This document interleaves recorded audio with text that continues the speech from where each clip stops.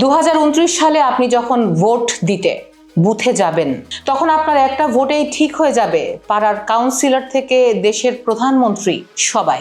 শুনতে অনেকটা রূপকথার মতো মনে হলেও পাশের দেশ ভারত কিন্তু এই পথেই এগোচ্ছে। কিন্তু এই এক দেশ এক ভোট কি আসলে আশীর্বাদ, নাকি আঞ্চলিক দলগুলোর জন্য এক মরণ ফাঁদ? আমি দীপ। আর আমি রাজ। দ্বীপরাজের দরবারে আপনাদের স্বাগত জানাচ্ছি।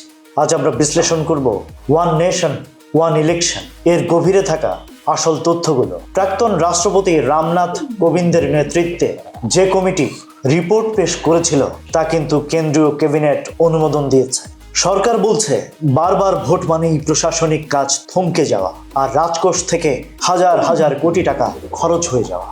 পরিসংখ্যান বলছে একটা সাধারণ নির্বাচনে প্রায় 45,000 কোটি টাকার মতো খরচ হতে পারে। এক দফায় নির্বাচন হলে নাকি এই বিশাল অঙ্কের টাকা বাঁচানো সম্ভব। কিন্তু টাকা বাঁচানোই কি গণতন্ত্রের শেষ কথা? তামিলনাড়ুর মুখ্যমন্ত্রী এম.কে. স্ট্যালিন কিন্তু এটাকে অসাংবিধানিক আর ইমপ্র্যাকটিক্যাল বলেছেন। বিতর্কটা আসলে এখানে। সমালোচকরা বলছেন একসাথে ভোট হলে কি আঞ্চলিক ইস্যুগুলো হারিয়ে যাবে না? ভোটার কি তখন গ্রাম পঞ্চায়েতের মেম্বার বা রাজ্যের এমএলএ নির্বাচনের সময়ও দিল্লির হাওয়ায় প্রভাবিত হবে?